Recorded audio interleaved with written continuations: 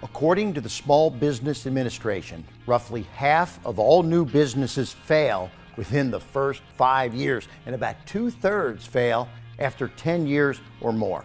Hello, this is Kevin Harrington, one of the original sharks from the hit TV show Shark Tank, an entrepreneur for the past 40 years. Why do nearly half of all businesses fail within the first 5 years? And what can entrepreneurs do to increase their odds of success?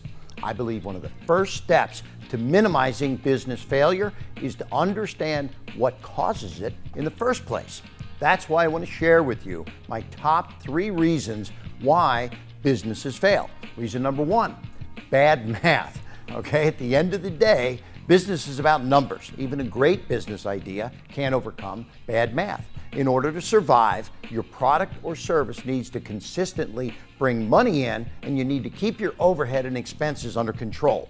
One example of what I call bad math is spending time and money developing a product or service that people don't want. It's so easy to fall in love with our ideas, but just because we think something is great doesn't mean that our potential for customers is going to hit that home run. So that's why idea validation in the form of getting your first paying customer is so important. If someone's willing to pay to get what you're offering, it's a good indication that you might be onto something. Think about that. Also, be sure to think in terms of minimal viable product. Get a first version out there with the necessary features and see if anyone's interested. There will always be time to add new features after you know you have a product or service that people will actually want. Another math mistake is to offer a product or service at a price people aren't willing to pay. Yes, they want your product, but they don't want to pay what you're asking. So pricing strategy is crucial to success. You need to test and see what the market will bear. You could find success as a low price leader or position yourself as a luxury brand with high-end pricing. Both might work, but what's going to work for you? Well, only testing is going to tell you. So don't guess or go with your gut. Put it out there and see how the market responds, and then make the necessary adjustments.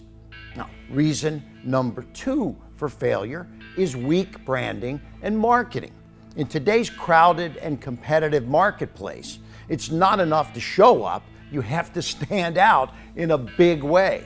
You can have a great product or service, but if your branding and marketing doesn't grab the people, you're going to just be another option in a sea of choices. You never get a second chance to make a great first impression. That's why branding is so important. A great brand creates an emotional connection with your target market. So be strategic and thoughtful. Spend time working on your company name, your tagline, and your logo. The good news? You don't need to break the bank to get top-notch design done nowadays. You can find some very talented and reasonable designers on sites like 99 Designs. Now, let's talk about marketing. At its core, marketing is any and every activity you do to communicate the value of your product or service to potential customers. In our over-communicated age, your message has to be clear as crystal and easy to understand. It also helps if you can be creative. Think about that, right? A great example of this is the original promo video for the Dollar Shave Club.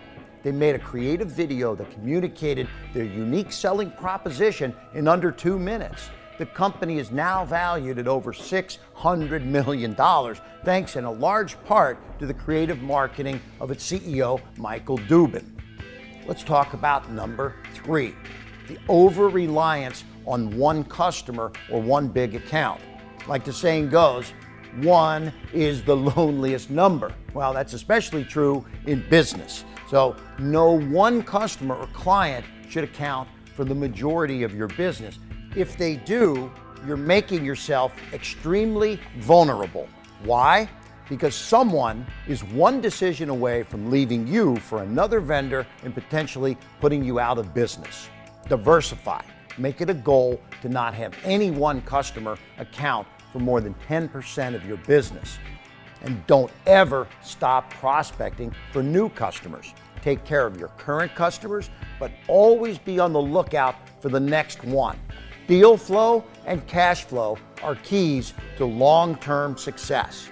By taking the simple advice to heart, you can increase your chances of success.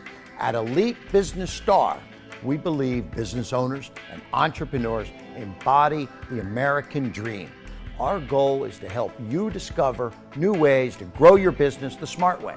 Stay strong and never stop dreaming, believing, and acting upon goals.